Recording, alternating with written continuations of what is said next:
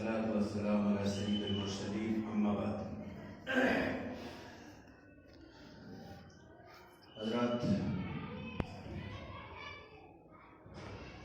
دنیا میں سائنسی تحقیقات میں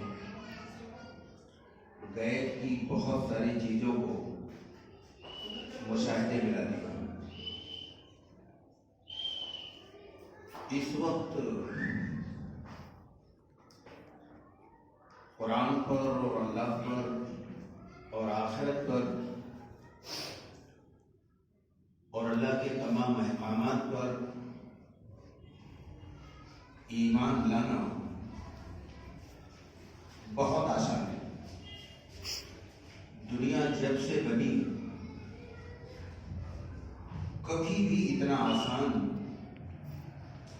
دین کو سمجھنا اور اس پر یقین کرنا جتنا آج آسان ہے اتنا کبھی نہیں تھا. اس کے بہت سارے ثبوت ہیں جس میں سے چند آپ کے سامنے آ جائیں اور یہ بنیادی اور بہت اہم چیزیں. مثلا اللہ نے قرآن میں سورہ یونس آیت نمبر 92 میں یہ فرمایا کہ فَالْيَوْمَ نُنَجِّيكَ بِبَدَنِكَ لِتَكُونَ لِمَنْ خَلْفَكَ آیَةً وَإِنَّ كَثِيرًا مِنْ آیَاتِنَا لَغَافِلُونَ. کہ آج ہم اس کے بدن کو محفوظ کر دیں تاکہ بعد میں آنے والوں کے لیے نشانی رہے. اور بہت سے لوگ ہیں جو ہماری آیات سے یہ اس کا ترجمہ ہو گیا. یہ آیت 7ویں صدی کے شروع میں جب محمد عربی صلی اللہ علیہ وسلم پر نازل ہوئی تو اس وقت دنیا میں کسی کو یہ بات نہیں معلوم تھی جو بات اس آیت میں کہی گئی. کیا کہہ گیا اس آیت میں؟ اس آیت میں فرعون کے متعلق یہ بات اللہ نے کہا کہ ہم اس کی لاش کو سرکشت کرتے رہے، محفوظ کرتے رہے قیامت تک کے لیے، تاکہ بعد میں آنے والی جو قومیں ہیں، جو نسلیں ہیں، وہ اس سے عبرت حاصل کریں. اور پھر کہا بہت سے ہیں جو ہماری آیات سے غافل رہتے ہیں، یعنی جو ہماری جو نشانیاں ہیں، جو میریکلز ہیں، جو لوگ سنجیدہ نہیں ہیں، وہ اس کے باوجود غافل ہی رہتے ہیں. یہ بھی بتا دیا.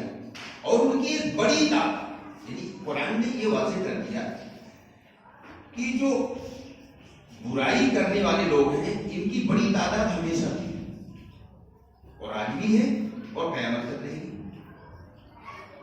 تو یہ بات جو قرآن نے کہا کہ ہم اس کی لاش کو محفوظ کرتے رہے، جس وقت یہ آیت نازل ہوئی دنیا میں کسی کو یہ بات نہیں معلوم تھی کہ فرعون کی لاش کہاں ہے. پوری دنیا میں کسی کو نہیں معلوم تھی. بائبل میں صرف یہ ملتا ہے کہ وہ ڈوب کر کے ختم ہو گیا. بائبل اس کی لاش کی موجودگی کے بارے میں کچھ بھی نہیں بتاتی. اور پوری دنیا کی کسی بھی ہسٹری میں اس کا کوئی ثبوت نہیں ہے. قرآن کی اللہ کی کتاب ہونے کی یہ کتنا حیرت انگیز واقعہ ہے کہ 1896 میں ماہرین اثریات، آثار قدیمہ، پراتتو وبھاگ جس کو ہندی میں کہتے ہیں، یورپ کے ماہرین اثریات نے مصر کے قدیم شہر تھیبس، شہر کا نام یاد رکھنا، تھیبس نام ہے، جہاں کے ساحلی قبرستان سے کھدائی کر کے فرعون کی لاش کو نکالا اور پوری لاش اس کی محفوظ نکل آئی.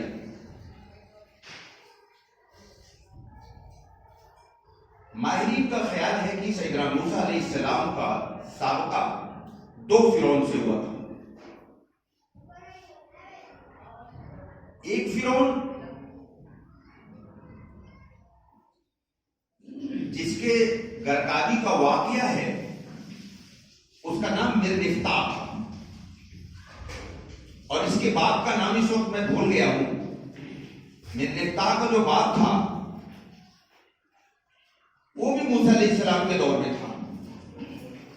اس کے جانے کے بعد اس کا بیٹا بیٹھا مرنفتح جس کا نام ہے، اور اسی کے درگاہی کا واقعہ آیا. فرعون کسی کا نام نہیں ہوتا تھا. فرعون ایک لقب تھا کہ جو بھی مصر کے تخت پر بیٹھتا تھا اس کو فرعون کہا جاتا تھا. تو جس فرعون کا واقعہ موسیٰ علیہ السلام کے ساتھ پیش آیا اس کا نام مرنفتح تھا. اور کالج کے لڑکے اچھی طرح جانتے ہیں کہ اس وقت سائنس یہاں پہنچ چکی ہے کہ کسی بھی چیز کی عمر کا دریافت کرنا بہت معمولی بات ہے ان کے لیے. وہ پتھروں تک کی عمر دریافت کر لیتے ہیں. چنانچہ سائنسی تحقیقات سے یہ بھی واضح ہو گیا کہ یہ وہی فرعون ہے جو موسیٰ علیہ السلام کے دور میں غرق ہوا تھا. یہ بھی کنفرم ہو گیا. سوال پیدا ہوتا ہے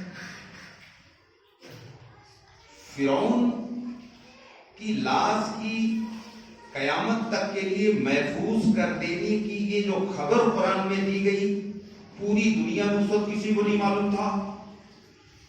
نازل ہونے کے 1000 سال سے زیادہ عرصے تک دنیا میں کسی کو یہ بات نہیں معلوم تھی کہ فرعون کی لاش کہاں ہے. 1896 میں یورپ کے ماہرین نظریات کے ذریعے اس کی لاش شاہی قبرستان سے کھود کر نکالی گئی اور محفوظ پوری کی پوری لاش اس کی جو کے تو نکل آئی. اور تھیبس شہر سے نکال کر کے قاہرہ جو مصر کا کیپٹل ہے وہاں کے میوزیم میں اس کی لاش رکھ دی گئی اور ساری دنیا کے لوگ جا کر کے اس کی لاش کو دیکھ رہے ہیں. یہاں ایک حیرت انگیز بات اور بتا دوں کہ سائنس ابھی تک یہاں پہنچی ہے کہ کسی کی لاش کو 200 سال تک رکھا جا سکتا ہے. اس کے بعد نہیں رکھ سکتے. فرعون کی لاش کو تقریباً 4000 سال ہو گیا. دنیا میں کوئی کیمیکل نہیں ہے جو کسی کی لاش کو 200 سال سے زیادہ رکھ دے. یہ 4000 سال سے اس کی لاش جو کی کیوں موجود ہے.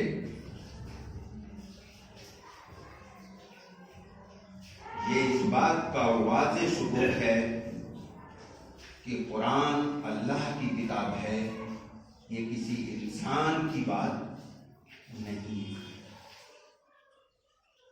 نمبر 2 بہت ہے، 150 ہے، تقریباً 150 سے بھی زیادہ ہے.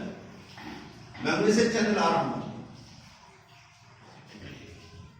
اور یہ چیزیں میں آپ کو سامنے رکھ کر نہیں لاتا. اصل میں یہ بھی سمجھ لیجیے آپ، ہم جب بولتے ہیں چاہے بند کوٹری میں یا جمعے میں جیسے آپ کے سامنے بول رہے ہیں تو پوری دنیا کو سامنے رکھ کر بولتے ہیں. اس لیے دنیا کا آج مزاج ہے سائنٹیفک. دنیا کسی چیز کو سائنس کے ذریعے سمجھنا چاہتی ہے. میں کل اپنی ویڈیوز چیک کر رہا تھا تو بعض ویڈیوز 37,000 لوگوں نے دیکھا. یہ کوئی بہت زیادہ نہیں. بعض لوگوں کی ویڈیو 9 لاکھ 10 لاکھ 15 لاکھ 20 لاکھ لوگ دیکھتے ہیں. تو آپ یہ نہ سمجھیے کہ یہ 50 آدمی مشکل سے بیٹھے ہوئے ہیں. 50 بھی نہیں ہے. یہ جو ہم کہہ رہے ہیں یہ پوری دنیا میں جاتا ہے. افریقہ میں ہمارے بہت سے لوگ ہیں، سعودی میں ہیں، وہ یہاں سے جیسی ہی ویڈیو جاتی فوراً وہاں سے انفارمیشن آتا ہے کہ ہاں میں نے سنا، اور اس میں جو رائے دینا ہوتا ہے وہ رائے بھی دیتے ہیں. کہ یہ جو ہم سائنٹیفک چیزیں لا رہے ہیں یہ پوری دنیا کو سامنے رکھ کر لا رہے ہیں. اب دنیا روایتی اور رسمی طور پر کسی چیز کو اپنانے اور انکار کرنے کے لیے تیار نہیں، اور دنیا کسی چیز کو عقل کی بنیاد پر سمجھ کر کے اپنانے کے لیے تیار ہے. اور قرآن یہی کہتا ہے کہ پہلے کسی چیز کو سمجھو پھر اپناؤ. آنکھ بند کر کے اندھی تقلید کرنے والوں کو اللہ نے پسند نہیں کیا. قرآن یہ کہتا ہے پہلے سمجھو اس کے بعد اپناؤ. میں ایک دوسری دلیل دے رہا ہوں. سورہ قمر آیت نمبر 50. وَلَقَدْ تَرَكْنَاهَا آدمی مدکر، ہم اس کو چھوڑ دیتے ہیں نشانی کے لیے، ترکناہا، چھوڑ دیتے ہیں اس کو نشانی کے لیے تاکہ لوگ نصیحت حاصل کریں۔ یہ کس کے بارے میں کہہ رہا ہے اللہ؟ یہ سیدنا نوح علیہ السلام کی کشتی کے بارے میں اللہ کہہ رہا ہے کہ میں اس کشتی کو قیامت تک کے لیے محفوظ کر دے رہا ہوں تاکہ بعد میں آنے والے اس سے نصیحت لیں۔ لیکن نصیحت تھوڑے سے لوگ لیتے ہیں، زیادہ لوگ نہیں لیتے۔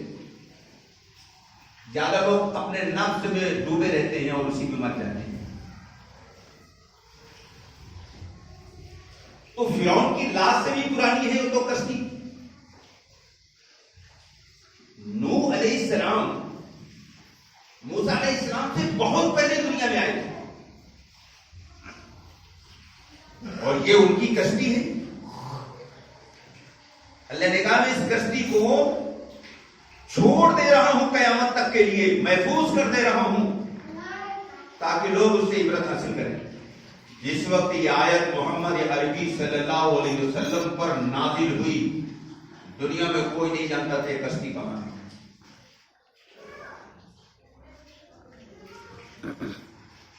لیکن گلوبل وارمنگ کی وجہ سے جب برف پگھلنا شروع ہوئی تو ترکی کی ارارات کی پہاڑی سے یہ کشتی نکل آئی۔ بعض لوگوں کو اشکال ہوتا ہے، جگہ میں بیان کر رہا تھا، جلسہ تھا مدرسے کا، ایک مولانا صاحب نے پوچھا صاحب قرآن میں تو جودی پہاڑ ہے، آپ ارارات کی پہاڑی بتا رہے ہیں۔ ہم نے کہا محترم بعد میں سوال کریے گا، لیکن میں آپ کو دوران بیان میں جواب دے رہا ہوں۔ نام ایک ہی جگہ کے بہت تھوڑے وقت میں مختلف ہو جاتے ہیں۔ یہ ایک ایسی مثال دے رہا ہوں جس میں پڑھائی کی ضرورت نہیں، ان پڑھ آدمی بھی جانتا ہے۔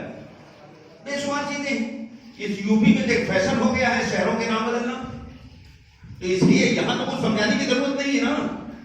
یہاں والے تو بڑے ہوشیار ہیں ماشاء اللہ، سب جانتے ہیں شہروں کا نام بدلنا کتنا بڑا فیشن ہے یہاں۔ تو اسی جودی پہاڑی کا نام لیٹسٹ ماڈرن دور میں ارارات ہے، اور یہ ترکی میں۔ اور سیدنا نوح علیہ السلام کی یہ پوری کشتی برآمد ہو گئی۔ اگر میں پوری کشتی کی منزلہ اور اس کی جو جوڑے رکھے گئے اور پوری تفصیلات اگر بتاؤں تو سارا بیان اسی میں ہو جائے گا، وقت میرا ختم ہو جائے گا، مجھے اور باتیں لگیں۔ یہ دوسری نشانی میں نے دیا، یہ وہ باتیں ہیں، یہ وہ دلیلیں ہیں، کوئی سنجیدہ آدمی اس کو سننے کے بعد انکار نہیں کر سکتا، اور جو سنجیدہ نہیں ہے اس کو دو دلیل نہیں 2 کروڑ دلیل دے دیجیے سب سے ضروری۔ میں ایک تیسری دلیل لانے جا رہا ہوں، بہت ہے میرے پاس، ایک تیسری لانے جا رہا ہوں۔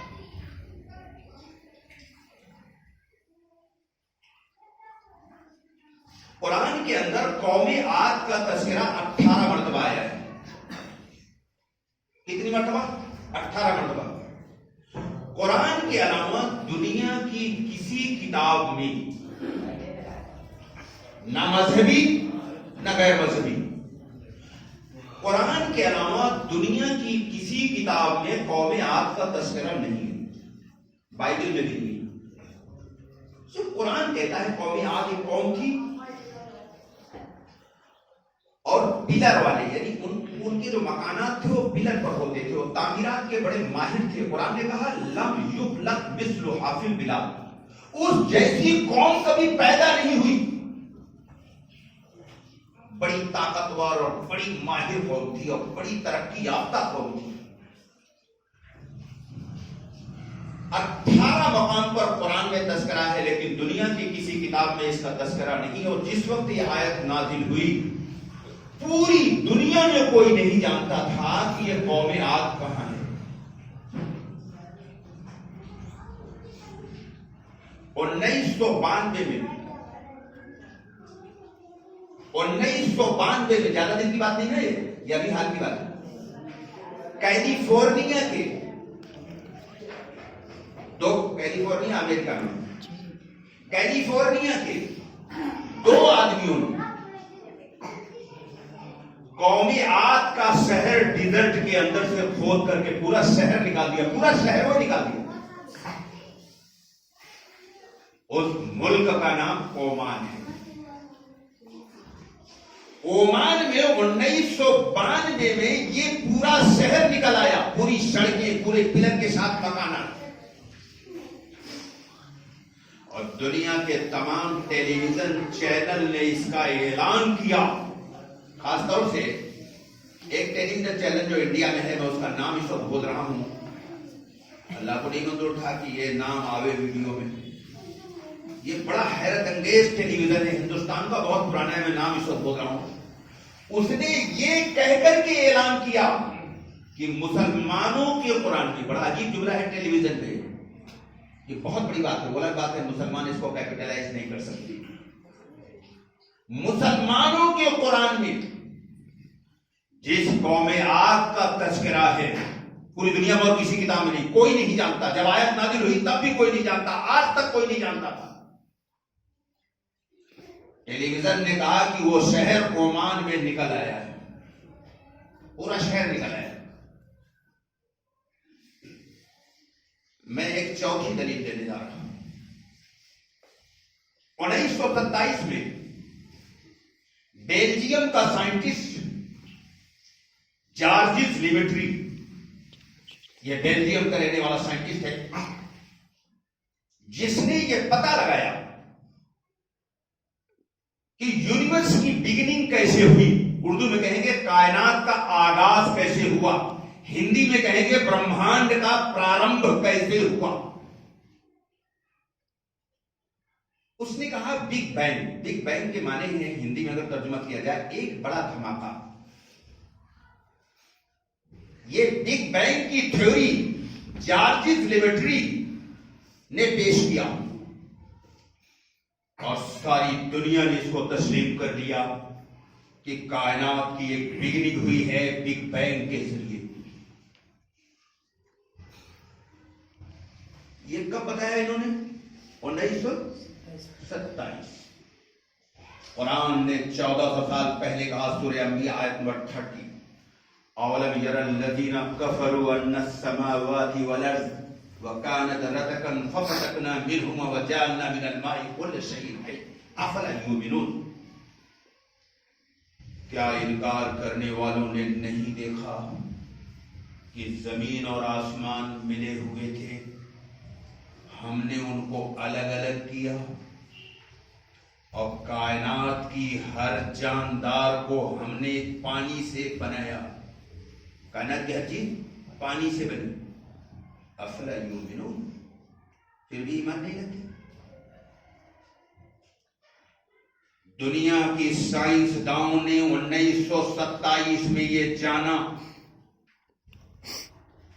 کہ دنیا بگ بینگ کے ذریعے وجود میں آئی اور یہ زمین سورج کا ایک پارٹ ہے. یہی وجہ ہے کہ زمین 1 ارب سال تک یہ آگ کا انگارہ، دہتا ہوا انگارہ تھی، جس پر آج تم پھول اور پودے اور باغ اگا رہے ہو. یہ آگ تھی، آگ. اور ابھی بھی 40 کلومیٹر نیچے جاؤ تو آگ ہے. یہ اوپر کا کھول ہے جو ٹھنڈا ہوا ہے، جس میں تم کھیتیاں اور پھل اور پھول اگاتے ہو. 40 کلومیٹر نیچے پوری زمین آگ ہے، اور دریا میں 6 کلومیٹر نیچے پوری زمین آگ ہے، اور پہاڑ میں 80 کلومیٹر نیچے پوری زمین آگ ہے. یہ کھول ہے. رجائی کا کھول دیکھتے ہو، رجائی موٹی ہوتی ہے، کھول پتلی ہوتی ہے. یہ زمین کا کھول ہے جو ٹھنڈا ہو گیا، باقی پوری زمین آج بھی آگ ہے. سائنس نے کب پتہ لگایا؟ 1927. قرآن نے کب بتایا؟ 1400 سال پہلے. یہ زمین سورج کا ٹکڑا ہے. سورہ انبیاء آیت نمبر 30 میں اللہ نے پہلے بتا دیا، سائنس نے آج پتہ لگایا. یہ اس طرح کے کئی سو ثبوت ہیں. ایک اور بتا دوں، قرآن نے یہ کہا کلما نضجت جلودہم بدلناہم جلودا غیرہا لیذوقوا العذاب، کہ جب جہنمیوں کی کھال جل جائے گی ہم نئی کھال بنا دیں گے تاکہ عذاب کا احساس ہوتا رہے. یہ بات سائنس نے آج جانی ہے، اور جس نے اس کا پتہ لگایا اس کا نام ہے پروفیسر میگاٹیٹ تیجسی. یہ تھائی لینڈ کا رہنے والا، ابھی زندہ ہے، کہانی قصہ نہیں ہے. ڈپارٹمنٹ اناٹومی کا چیئرمین ہے. اس نے پتہ لگایا، پوری دنیا میں اس کی بڑی عزت کی گئی. تو ایک آدمی نے اس سے کہا، یہ بات میں نے کئی سال پہلے اس مسجد میں بیان بھی کر دی، دوبارہ پھر دوہرا رہا ہوں. جب اس سے یہ کہا کہ یہ بات جو تم نے پتہ لگایا جس پر ساری دنیا میں تمہارا ویلکم ہو رہا ہے، یہ بات تو قرآن نے بہت پہلے بتا دیا. اس نے کہا یہ ہو ہی نہیں سکتا کہ جس کو میرے علاوہ پوری دنیا جب سے بنی آج تک کوئی جانتا ہی نہیں تھا، میں نے اس کا پتہ لگایا. وہ قرآن میں کہاں سے آ جائے گا؟ اس وقت سائنس تھی نہیں. سائنس تو آئے ہوئے 600 سال ہوا. یہ ایک الگ سبجیکٹ ہو جائے گا کہ اس کو سمجھانے میں بہت ٹائم لگے گا کہ سائنس کوئی عجوبہ اور سائنس کوئی مخالف چیز نہیں ہے. سائنس اسلام کا علم کلام ہے. سائنس اسلام کو تقویت دینے کا ایک فن ہے. تو جب اس کو یہ بتایا گیا کہ یہ قرآن میں، اس نے قرآن میں ہوا ہے، فوراً قرآن آ گیا اس کے پاس. اس نے پڑھا انگلش میں قرآن. جب اس نے دیکھا تو نے کہا there is no God but Allah and Muhammad is his messenger. اور مصر کی عالمی کانفرنس کے اندر اس نے اسٹیج پر کلمہ پڑھا. پھر جا کر اس نے کہا there is no God but Allah Muhammad is his messenger. تو اس کو یقین آ گیا کہ یہ تو دنیا میں کوئی جانتے ہی نہیں تھا، وہ اللہ ہی ہے جس نے اس کو بتایا. اس پر وہ ایمان لا لیا اور ابھی زندہ ہے. قرآن کی وہ پیشین گوئی کی پوری ہو گئی جو سورہ حامیم 53 میں اللہ نے کہا سَنُرِيهِمْ آيَاتِنَا فِي الْآفَاقِ وَفِي أَنفُسِهِمْ حَتَّى يَتَبَيَّنَ لَهُمْ أَنَّهُ الْحَقُّ. ان قریب ہم یونیورس میں، اسپیس میں، انفس اور انسان کی باڈی میں اپنی نشانیاں، آیات اللہ. آیات خالی میں نے ایک جمعے میں کہا تھا قرآن میں جو ہے وہی نہیں ہے. کائنات میں اللہ کا جو کریشن یہ بھی سب آیات ہے. تو اللہ اور ہم بھی اللہ کی آیات ہیں. یہ جتنے انسان بیٹھے ہیں آیات اللہ ہیں. خالی زبان میں 3000 بٹس ہیں ذائقے کھانے، ٹیسٹ بٹس انگریزی میں کہیں گے. اور اگر میں خالی اتنے کا بتاؤں تو ایک دن ناکافی ہے کہ برین کے اندر کتنے کیا کیا چیزیں ہیں اور لینس کے اندر کتنی حیرت انگیز چیزیں ہیں. یہ مستقل ایک بڑی بڑی موٹی موٹی کتابیں اس پر لکھی جا چکی ہیں. یہ سب بہت لمبا ہو جائے گا، بہت شارٹ میں لا رہا ہوں کیونکہ گھڑی کے کانٹے یہ کہہ رہے ہیں 2 منٹ بچا ہے. بہت شارٹ میں لا رہا ہوں. آپ جتنے یہاں بیٹھے ہیں اتنی مختصر وقت میں اتنی تھوڑی سی باتیں سننے کے بعد آپ کے چہرے کی علامات یہ بتا رہی ہے کہ آپ کی سمجھ میں بات آ گئی. چہرہ بتاتا ہے، آپ سب کی سمجھ میں آ گئی کہ آپ کا چہرہ، آپ کا اٹیکشن بتا رہا. بھائی اگر یہ بات ہم سے آپ سے زیادہ پڑھے لکھے لوگ فرانس والے ہیں، اور ہم سے زیادہ پڑھے لکھے ہیں نہیں ہو، ہم سے 200 سال علم میں آگے ہیں. وہ کتنا؟ 200 سال. ہم 200 سال ان سے پیچھے. یہ بات جو آپ کی سمجھ میں آ گئی، اگر یہ بات فرانس والوں کو بتائی جائے تو ان کی سمجھ میں نہیں آئے گی؟ آئے گی. اور پورے یورپ کو بتائی جائے تو ان کی سمجھ میں آئے گی. اور امریکہ والوں کو بتائی جائے تو سمجھ میں آئے گی. اور پوری دنیا کے انسانوں کو بتایا جائے تو سمجھ میں آئے گا. اور اللہ نے یہی کہا قرآن میں کہ تمہارا کام یہ ہے کہ تم میرے اس میسج کو دنیا کے انسانوں تک پہنچا دو، باقی کام میرا ہے. اور اس مشن میں رزلٹ 100% ہے. ایک بات کہہ دوں، پوری دنیا میں آج مسلمان شکایتی مزاج، یہ اچھائی کی علامت دی، اچھی بات ہے. شکایت اچھی قوم نہیں کرتی، اچھے لوگ نہیں کرتے. اس پر میرے کئی بیانات ہو چکے ہیں. کہ ہمارے ساتھ ظلم ہو رہا ہے، ہمارے ساتھ یہ ہو رہا ہے اور توہین ہو رہی ہے، سب سے بڑے گستاخ رسول تو ہم ہیں، سب سے بڑے مجرم تو ہم ہیں، سب سے بڑے ظالم تو ہم ہیں۔ ظلم کی ڈیفینیشن کیا ہے؟ اردو میں تعریف کہتے ہیں، جس چیز کا جو مقام ہے وہاں سے ہٹا دینے کو ظلم کہتے ہیں۔ ٹوپی سر پہ لگانے کے بجائے کوئی پاؤں میں لگائی اور ٹوپی کے ساتھ ظلم ہے۔ آپ کا مقام کیا قرآن نے بتایا؟ تسبیح، نماز، ٹوپی، کرتا، داڑھی، یہ غیر ضروری چیزوں کو اسلام بنا رکھا ہے۔